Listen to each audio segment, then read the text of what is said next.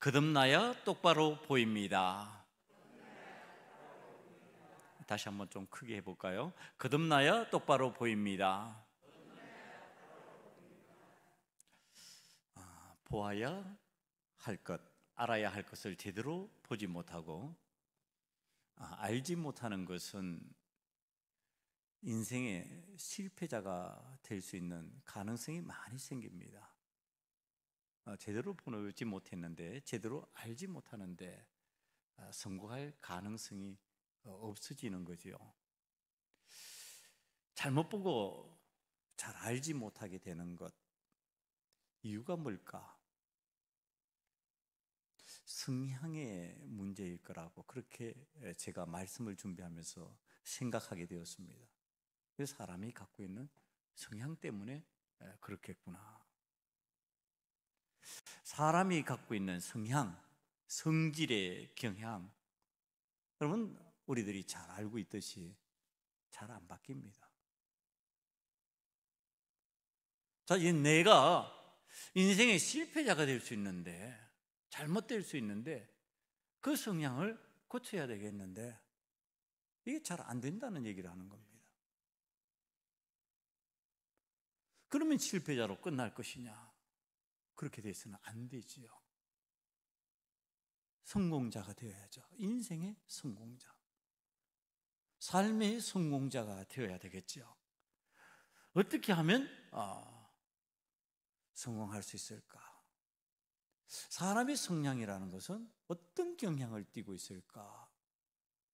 이 생각을 하다가 사람의 성향이 이런 모습을 갖고 있구나라고 하는 것을 알게 해주는 이야기가 생각이 났습니다. 우리들도 잘 알고 있는 미국의 메이저리그 야구에서 성공할 수 있었던 한국 선수가 있었습니다. 꽤 메이저리그에 잘 적응하고 타격도 참 괜찮고 수비도 좋아지고, 그래서 그 팀에서 이 사람을 필요로 한다 이렇게 생각하는 성공적인 야구 선수와 같은 모습의 사람입니다. 우리가 잘 알고 있는 강정호 선수입니다. 이 강정호 선수가 메이저리그에 가서 참 적응을 잘하고 잘 해나가는 것처럼 그렇게 생각되었습니다. 그런데 이 강정호 선수에게 한 가지 성향이 있습니다. 물론 여러 가지의 성향이 있지만 그 중에 한 가지의 성향입니다. 그건 뭐냐 하면은 음주를 하면은 운전을 한다고 하는 습관입니다. 음주운전 습관이에요. 사람들이 술을 마신다고 다 운전을 하는 건 아니지요. 음주하면 절대로 운전하지 않는 사람들이 있습니다. 그런데 이 강정호 선수는 음주 운전을 습관적으로 하는 사람이었습니다. 강정호 선수가 처음 음주 단속이 된 것이 2009년 8월입니다. 2009년 8월에 음주 단속으로 걸렸고요. 두 번째는 사고가 나면서 음주 단속이 걸렸습니다. 2011년 5월입니다. 아마 걸린 게 그러니까 걸리지 않은 순간순간에 많이 음주 운전을 했을 가능성이 많습니다. 그러다가 메이저리그에 진출을 하게 되었습니다. 미국에서 야구 선수로 잘 적응을 하고 신나게 한국으로 들어와서 휴가를 즐기는 중에 2016년 12월 음주운전 사건이 생겼습니다. 물적 피해가 발생하고요. 횡단보도에 가드레일을 들이받고 그대로 달아났다가 경찰에 붙잡혔습니다. 이 음주운전 사건으로 강정호 선수는 가중처벌을 받고 미국 취업 비자를 발급받지 못했습니다. 자기 팀으로 돌아가야 되는데 못 돌아간 거지요. 자연히 선수로서 뛰어야 되는데, 그래야 기량이 계속 유지가 되는데 몇 년 동안 하지 못하다가 2018년 4월에 어렵게 비자를 받고 미국에 재입국했습니다. 그리고 팀에 들어가서 주전으로 약간 뛰었습니다. 안 되는 겁니다. 타격이 안 되는 겁니다. 그 팀에서 방출할 수밖에 없는 상황이 생겨버렸습니다. 이 강정호 선수가 한국으로 복귀를 희망하는데 여론이 좋지 않습니다. 3번이나 음주운전에 걸려서 3아웃 제도가 있어서 다른 선수는 안 되는데 이 선수만 되는 이유가 어디 있느냐? 지금 여론이 그렇습니다. 선수를 할 수 없는 그러한 지경에 이르렀습니다. 야구를 잘하는 선수가 자기가 잘하는 야구를 할 수 없는, 실패할 수밖에 없는 상황이 되어버렸습니다. 무엇 때문일까? 음주운전의 성향 때문입니다. 이 성향을 바꾸어야 되는 겁니다. 이 성향을 좋은 성향으로, 더욱 훈련에 매진하는 성향으로 바꾸었으면 그의 동갑내기 친구 유현진처럼 미국에서 성공하는 야구 선수가 될 수 있었을 겁니다. 여러분, 이 성향이라고 하는 것 마치 길과 같습니다. 여러분, 길을 걸을 때 여러 가지 길이 있으면 많은 사람들이 한 가지 길로만 가지 않습니다. 자기가 좋아하는 길을 따라 걷습니다. 저는 남들이 가보지 않은 길을 좋아하는 상황의 사람입니다. 그런 성향을 가지고 있습니다. 남들이 익숙하게 걸어가는 길이면 별로 매력이 있어 하지 않습니다. 별로 그것을 편하게 여기지 않습니다. 도리어 안 가본 길에 대한 호기심이 있습니다. 이 길은 어떤 길일까? 이 길을 가보면 어떤 일이 생길까? 산길을 가도 그렇습니다. 그래서 남들이 가지 않는 곳을 가다가 우연히 산딸기를 만나서 산딸기를 따먹기도 합니다. 그것이 즐겁습니다. 그것이 좋습니다. 성향 때문에 그렇습니다. 그러면 천국길을 걷는 사람이 있습니다. 천국길을 걸어가는 사람이 방탕길을 병행하여 걷는 것이 불가능하게 되어 있습니다. 성향 때문에 그렇습니다. 그것을 불편하게 여깁니다. 그런 방탕한 쾌락적 길을 좋아하지 않게 되어 있습니다. 천국길을 걷는 사람은 선한 길, 거룩한 상황의 길, 그런 길을 좋아하게 되어 있습니다. 세상의 방탕한 길을 걷는 사람이 십자가의 천국길을 병행하여 걷는 것도 불가능합니다. 방탕하게 사는데 천국을 사모한다? 그래서 거룩함을 사모하고 선함을 사모하면서 그렇게 살아가기를 원한다. 그 길 걸어가는 게 잘 안 되게 되어 있습니다. 오늘 예수님께서 비유로 이야기하시는 내용을 살펴보면 우리가 세상을 살아가면서 알고 있는 사람의 성향이 잘 바뀌지 않는데, 그럼 이 성향을 따라서 나타나는 여러 가지 문제를 어떻게 극복하고 어떻게 하나님이 원하시는 성향으로 바뀌어질 것인가? 지금 그 문제로 말씀이 저에게 다가왔습니다. 오늘 성경의 말씀은 땅 주인이 포도원을 만들었습니다. 그 밭을 포도원으로 만들어서 소작농에게 주어서 소작료를 받으려고 하는 것입니다. 지금 땅 주인이 종을 보내어 그 농부에게 소작료를 내라고 합니다. 10절 말씀을 보면은 이때 농부가 취한 행동이 나타나 있습니다. 한 종을 농부들에게 보내니 농부들이 종을 몹시 때리고 그저 보내었거늘. 이제 첫 번째 사건입니다. 종을 보내었는데 소작료 안 내고 몹시 때려서 쫓아 보내버립니다. 두 번째 종을 11절에 다시 보냅니다. 그랬더니 농부들이 그도 몹시 때리고 능욕하고 그저 보내버렸습니다. 두 번째 사건입니다. 자, 이 정도 되면은 주인 입장에서 화가 나야 되겠지만 주인은 참고 다시 세 번째 종을 다시 보냅니다. 12절입니다. 이 종도 상하게 하고 내쫓아 버렸습니다. 성경에서 3번 반복한다는 의미, 3이라고 하는 숫자는 완전함을 의미합니다. 지금 하나님께서 종을 보내시는 그 마음, 종을 끊임없이 보내는 상황, 그 상황을 얘기하는 겁니다. 딱 3번만 보내셨다 그런 뜻이 아니죠. 지금 주인이신 하나님, 농부이신 우리에게 지금 종들을 보내셨다. 끊임없이 보내셨다.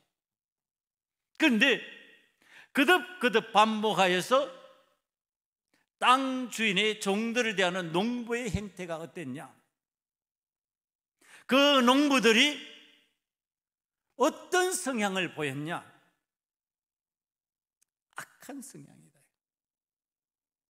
마땅히 계약할 때에는 소작료를 내기로 약속하고 계약을 했겠죠. 소작료 안 내겠다 그러면 계약 안 했겠죠. 소작료 내겠다고 그러니까 계약을 한 겁니다. 그럼 소작료를 내어야죠. 소작료를 내어야 함에도 안 내고 지금 버티고 있는 이 종들은 악하다. 근데 그 반대편에 있는, 그럼 하나님은 어떠시냐? 아니, 하나님은 지금 마치 힘이 없고 연약한 자인 것처럼 농부들에게 계속 간청하는 듯이 자신의 종을 보내시면서 소작료 좀 내주라, 소작료 좀 내주라, 지금 이런 상황입니다. 그런데 하나님이, 우리들이 표현하는 표현 방식이에요. 인간이 표현하는 표현 방식대로 하나님의 성향은 그러면 어떨까? 그렇게 표현하고 지금 그렇게 종들을 보내고 있는 하나님의 성향은 어떤 성향일까? 여러분, 선한 거죠. 왜 선하다고 할 수밖에 없어요? 힘이 없어서 못하는 것은요, 그건 선하다라고 말할 수 없는 경우들이 많죠. 그건 할 수 없어서 그렇게 되는 거니까. 그런데 하나님이 어떤 하나님이냐, 그걸 알고 나면 하나님은 선하시다 이렇게 말할 수밖에 없다. 그 내용이 16절에 등장을 합니다. 16절에 보면은 그 농부들을 진멸하고 포도원을 다른 사람에게 주리라. 농부들을 진멸할 수 있는 주인입니다. 농부들을 전멸시켜버릴 수 있는 주인이십니다. 그런데 그걸 안 하고 참고 지금 농부들에게 자신의 종을 보내시고 계시는 겁니다. 당신의 종을 보내시고 계시는 겁니다. 여러분, 지금 이 주인, 이 하나님의 모습이, 이런 능력이 있음에도 불구하고 그 능력을 사용하지 않고 참으시는 모습이 선하시다는 겁니다. 그런데 그 선함에 대응하는 농부의 자세는 악하다. 하나님의 이 선하신 성향이 이제 어떤 모습으로 나타나느냐 하면은요, 종들을 보내서 저들이 종을 우습게 하라. 그럼 어떡하지? 내 아들을 보내보자. 내 하나밖에 없는 아들을 보내보자. 그러면 주인님 오셨습니까? 하고 그는 존대하고 귀하게 여기면서 소작료도 내고 그동안 잘못됐습니다 하고 회개하겠지. 그런데 안 하는 거지요. 그런데 그런 모습이 안 나타나는 거죠. 하나님께서 하나님의 선하신 성향을 따라서 우리 하나님의 형상을 닮은 하나님의 아들 독생자 예수 그리스도를 보내시면서 회개할 기회를 제공하는데 그거 안 받아들이는 거죠. 거부하는 거죠. 그 내용이 14절, 15절에 등장을 합니다. 농부들이 그를 보고 서로 의논하여 이르되 이는 상속자니 죽이고 그 유산을 우리의 것으로 만들자 하고 포도원 밖에 내쫓아 죽였느니라. 여러분, 하나님의 선하심에 대해서 농부들의 악함이 드러나는 모습입니다. 제가 이걸 이 상황을 우리들이 그대로 받아들여야 됩니다. 하나님께서 우리들에게 삶의 자리를, 포도원을 만들어 주셨습니다. 하나님께서 우리들에게 포도원을 만들어 주시고, 그리고 우리들과 계약을 맺습니다. 너희들이 그리스도인으로서 살아라. 빛이 되고 소금이 되어서 소작료를 내라. 우리는 소작료를 내기로 작정하고 그리스도인으로 살기로 작정하고 하나님과 계약을 맺었습니다. 그리고 믿음 생활을 하는데, 자, 이제 하나님께서 소작료 내라 그러는데 살다 보니까 내 마음이 불편한 거예요. 내 삶에서 힘든 거예요, 소작료 내기가. 아니, 내가 하고 싶은 것이 많은 거예요. 그래서 거부합니다. 그래서 하나님께서 보내신 종들을 거부합니다. 핍박합니다. 마음에 안 들면 내쫓아버립니다. 여러분, 그렇게 하면서 지금 이제 이 영역은 나의 영역이다, 나의 삶의 영역이다, 이 포도원은 내가 이제 주인같이 살 것이다, 내가 이제 주인 될 거야. 여러분, 이게 우리들의 모습입니다. 우리가 이 세상을 올 때, 이 세상에 올 때 여러분들의 손에 뭘 들고 왔나요? 우리가 이 세상에 올 때 아무도 손에 무엇인가를 가지고 온 사람이 없습니다. 다 빈손 들고 왔습니다. 이 삶의 자리 누가 마련해 주셨나요? 하나님께서 우리들에게 포도원을 만들어 오늘 삶의 자리를 주셨습니다. 너희들이 여기에서 농사를 지어서 거기에서 풍요를 맛보고 거기에서 나는 것으로 먹고, 그리고 거기에서 나오는 것으로 소작료를 내라, 지금 그렇게 말씀하시면서 빈손 들고 이 땅에 온 우리에게 지금 살아갈 수 있는 환경을 만들어 주셨습니다. 그런데 우리가 어떻게 한다고요? 착각한다고요. 이게 마치 내가 이 세상에 올 때 내 것으로 주어진 것처럼, 그리고 영원히 이것이 내 것인 것처럼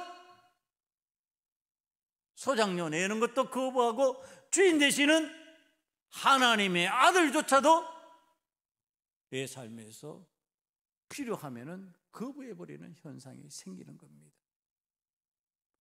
여러분, 이거 소작료를 낸다고 하는 의미가 무엇일까? 하나님 앞에 드리는 것, 그리고 하나님께서 우리에게 말씀하시면서 성경에서 늘 가르쳐주는 성경의 3대 약자, 고아와 가부와 나그네, 우리 주변에서 나타나는 연약한 자들, 병든 자들, 힘없는 자들, 그걸 돕는 역할을 하는 것. 그래서 우리가 빛이 되고 소금이 되고, 그래서 우리가 소작료를 내는 방식, 그걸 우리들이 거부한다는 얘기를 하는 겁니다.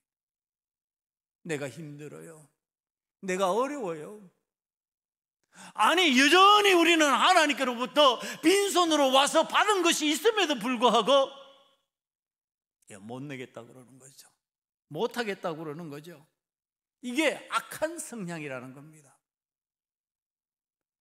여러분, 하나님 앞에서 우리들이 이 잘못 착각하고 있는 거, 내가 주인인 것처럼 생각하고 내가 내 것을 내 마음대로 할 수 있다라고 생각하는 이 생각이 악한 성향인데, 여러분, 그렇게 되면 나타나는 현상이 있어요. 뭐냐면은 하나님께서 종들을 보내시잖아요. 하나님이 종을 보내셔요. 하나님이 사자들을 보내신단 말이에요. 그럼 종을 보냈을 때 하나님께서는 자신이 부리시는 종을 보내신 거예요. 그런데 농부의 입장에서는 뭘까요? 종일까요? 여러분, 하나님께서 보내실 때는 하나님의 종으로 보내셔요. 하나님은 종으로 보내시지만 농부의 입장에서는 그가 무엇일까요? 무엇일까요? 종일까요? 종이 아니에요. 사자예요. 여러분, 정권 대사예요. 하나님의 권한을 위임받은 종이에요. 그래서 농부의 입장에서는요, 하나님처럼 대해야 되는 거예요. 그래야 주인이 원하는 대로 소작료를 내게 돼 있어요. 소작료를 왜 안 내느냐 하면은 하나님의 종이 내 종처럼 보이는 거예요. 하나님의 종이 내 종처럼 보이니까 어떻게 해요? 내가 내 종을 대하듯이 대해버리는 거예요.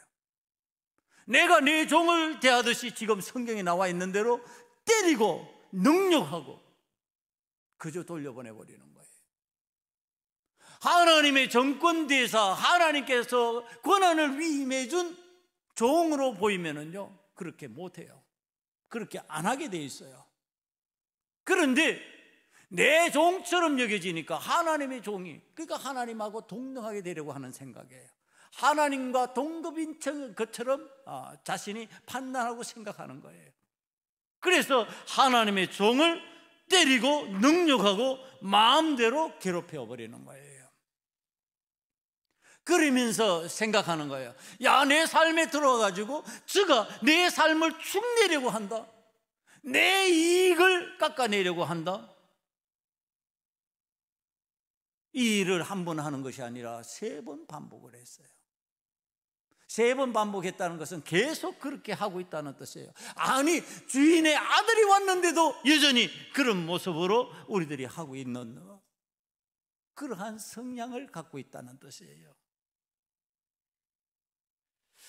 지금 우리들이 이 세상에 올 때 소작농은 지금 자기의 땅이 없어요.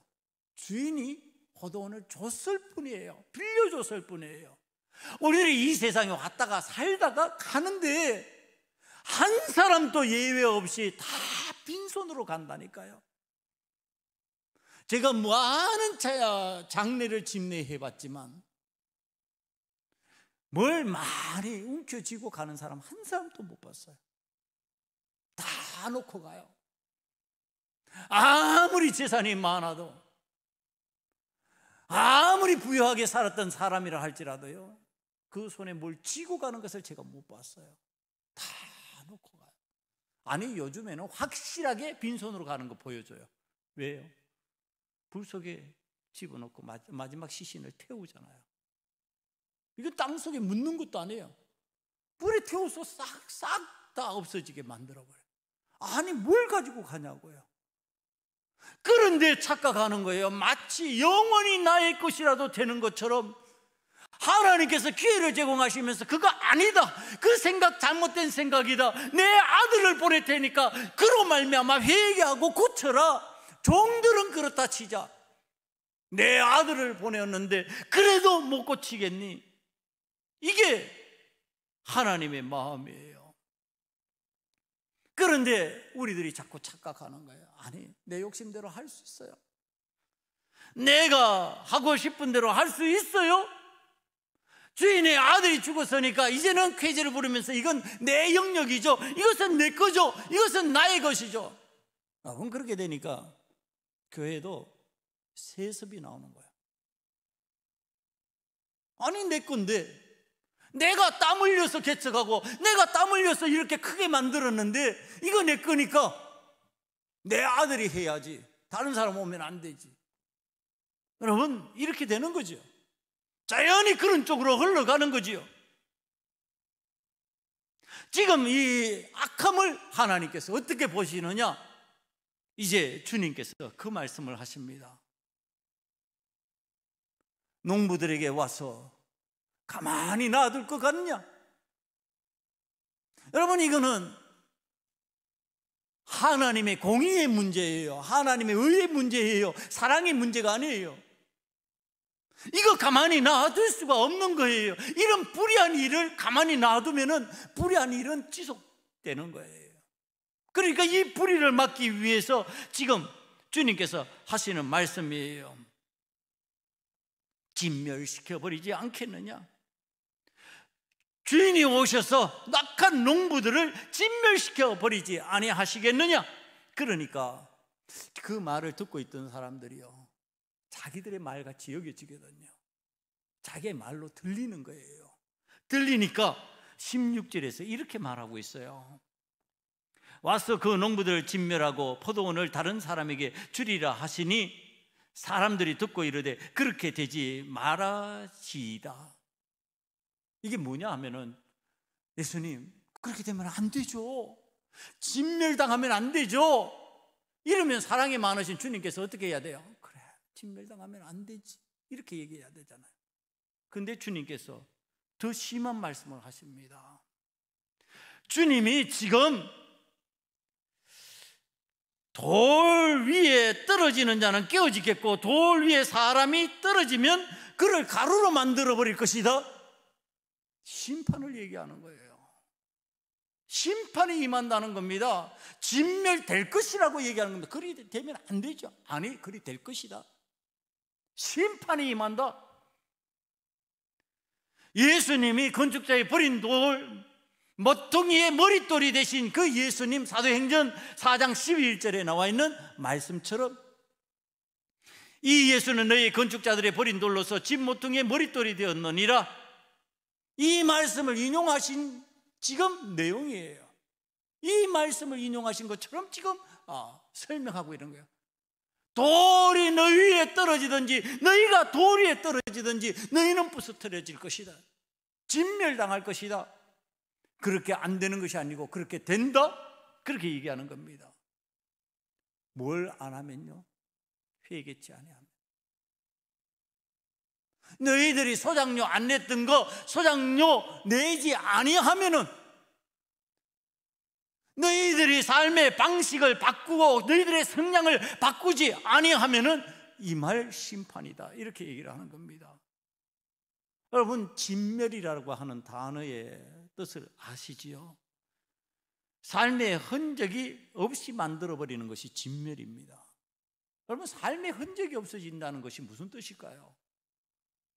그건 지옥으로 갔다는 뜻입니다. 지옥에 간 부자 아시죠? 부자의 이름이 없잖아요. 흔적이 없어지는 거예요. 천국에 간 나사로 이름이 있잖아요. 그는 천국에 존재하는 사람이 되는 거예요. 그러나 부자는 지옥으로 갔어요. 그런데 그의 이름은 없어요. 지옥은 그런 곳이에요. 존재 가치가 없는 곳이에요. 지금 진멸되어 버린다, 지옥 갈 것이다, 멸망당할 것이다, 지금 그 얘기를 하시는 거예요. 뭘 보시고? 악한 성향을 보시고. 농부들의 악한 성향 뭐예요? 소장료를 내지 아니하고 종을 핍박하고 박대해서 내어버리고 주인의 아들을 죽여버리는 그 악한 성향. 이 악한 성향 안 변한다는데 어떡하란 말이에요?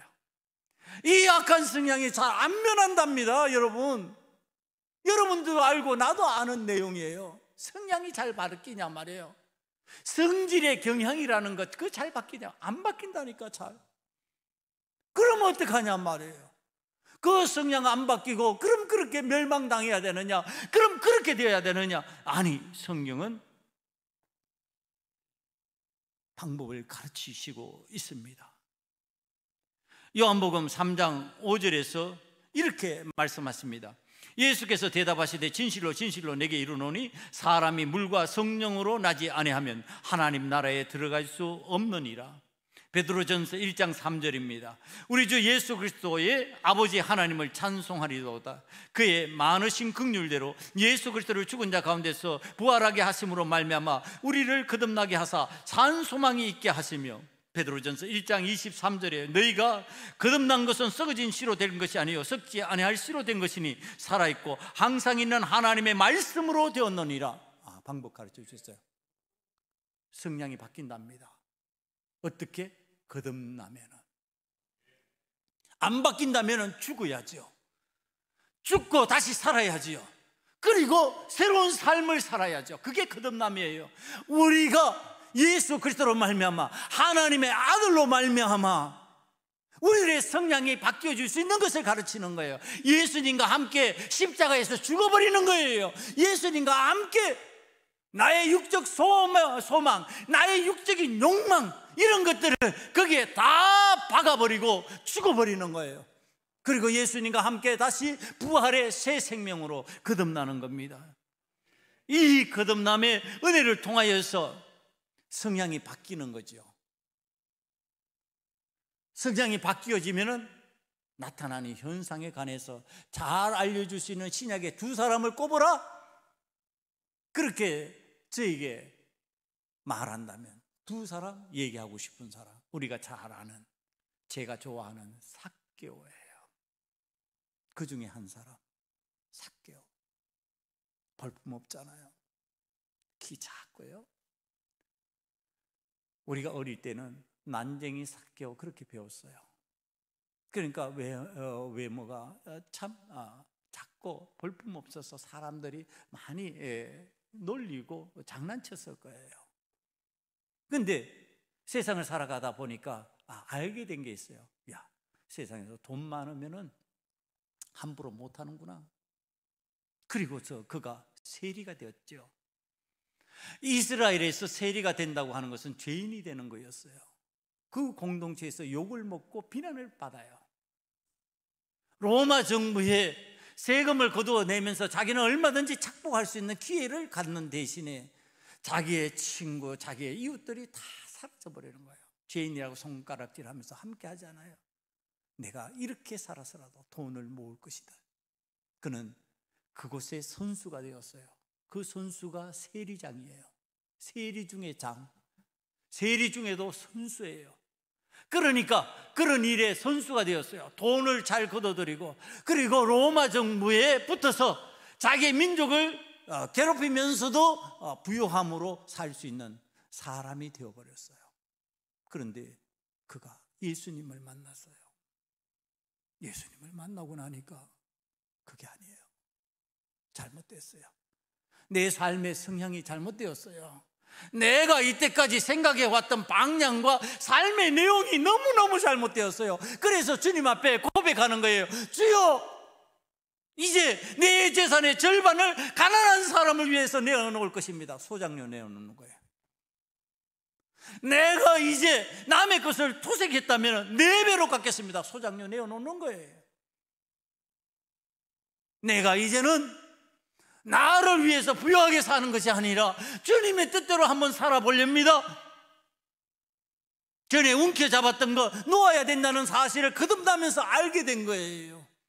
이제는 예수님 원하시는 대로 내가 한번 살아보렵니다. 이 이야기를 생각하는데 그 원숭이 사냥법이 갑자기 생각이 났어요. 원숭이 사냥법, 여러분 한번 제가 옛날에 예화로 얘기를 해줘서 기억하시는 분이 있을 거예요. 원숭이 사냥법이 여러 가지 있는데 그 중에 하나가 조롱박에다가 원숭이가 좋아하는 열매 같은 것을 이렇게 넣어두고 조롱박을 묶어 두는 거예요.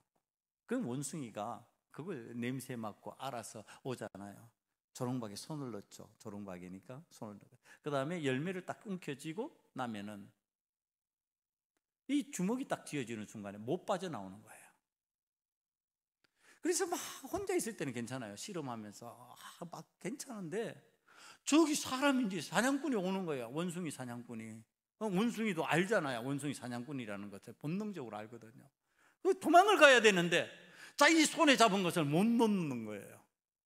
우리 같으면 어떻게 할 것 같아요? 놔버리죠. 사람은 놓겠지. 그런데 못 놓는 거예요. 움켜쥐고 계속 씨름하는 거예요. 바로 옆에 사람이 오는데도 놓고 도망가면 되는데 그 순간 또 못 놓는 거예요. 결국은 잡혀요. 움켜쥐고 잡혀요. 우리가 지금 하나님 앞에 소장료를 내지 않고 사는 방식이 이 방식이에요. 누가 사냥하러 오냐면 마귀가 사냥하러 오는 거예요. 내 가까이 와서 나를 삼키려고, 나를 잡으려고 그러는데 나는 내 욕심에 의해서 그것을 움켜잡고 못 놔요. 놔버려야 되는데, 놔버려야 이 사냥꾼의 올무에서 내가 벗어나고 마귀의 유혹에서 내가 벗어나게 되는데 못 벗어나요. 결국은 포로가 되어요. 그리고 마귀가 조정하는 대로, 마귀가 재주 피우게 하는 대로 재주 피우면서 살 수밖에 없는 거예요. 근데 삭개오는 그걸 놓는 거예요. 지금 움켜잡았던 거, 그거 놔버려야 된다는 것을 알았어요. 놨어요. 그리고 이 삭개오는 주님께 이런 말씀을 받습니다. 이 죄인이라 조롱하던 이 사람과 이 집안의 구원이 오늘 이르렀다. 거듭남의 구원의 은혜가 임한 거예요. 여러분, 그 다음에 사도 바울의 이야기입니다. 여러분, 이 사도 바울이 전에는 자기가 좋아하는 곳으로, 자기가 원하는 곳으로 갔어요. 전에는 다메섹 내가 정했어요. 내가 갔어요. 그러나 다메섹으로 가는 길에서 강한 빛으로 나타나신 주님을 만납니다. 그리고 앞을 보지 못하는 상황이 되면서 자신의 삶이 이렇게 깜깜한 삶이었다는 것을 비로소 깨닫습니다. 그리고 내가 이 삶에서 벗어날 것이라고, 이제는 주님과 함께 살 것이라고 결심하면서 살아가는 방식이에요. 어떻게? 이제는 내가 원하는 대로 가지 않아요. 내가 원하는 발걸음을 옮기지 않아요. 주께서 가라 하시면 거기 가는 거예요. 주께서 명령하시는 대로 움직이는 거예요. 폭풍을 뚫고 죽음의 그림자를 밟고 전도지를 향하여서 나아가는 거예요. 여러분, 그것이 바로 거듭난 사람의 모습이에요. 이 거듭남의 삶이 우리에게 임했을 때, 그때 우리들이 어떻게 되느냐? 이제 전에 욕심으로 가려져서 착각하면서 보지 못했던 것이 제대로 보이게 되는 거예요. 이제 전에 알지 못했던 것을 알게 되는 거예요. 이런 사람에게 심판이 사라지고 하늘의 평안이 임하고 천국의 소망이 임하는 거예요. 그래서 그가 이제 주인 앞에서 정상적인 소작료를 내는 사람이 되는 거죠. 내 주변에 보이는 거예요. 가난한 사람이, 힘든 사람이, 병든 사람이, 심장병 어린이가 보이기 시작하는 거죠. 그리고 내가 소작료를 내는 거죠. 그리고 그들을 건져내는 거죠. 이것이 오늘 우리들에게 임한 하나님의 사람의 은혜가, 이 은혜가 있어야 된다고 하는 것. 오늘 저와 여러분이 이 은혜의 사람이 되어서 거듭남으로 똑바로 바라보고 천국을 바라보고 주님을 바라보고 하나님 바라보고 끝까지 승리할 수 있는 길을 걸어갈 수 있는 은혜가 임하시기를 간절히 축원합니다. 기도하시겠습니다. 아버지 하나님, 거듭나야 똑바로 보입니다. 아버지 하나님, 이것을 우리들에게 가르쳐 주셨으니 우리들이 똑바로 바라보면서 살아갈 수 있는 믿음의 사람들 다 되게 만들어 주시옵소서. 예수님 이름으로 감사하며 기도드리옵나이다. 아멘. 찬송가 50장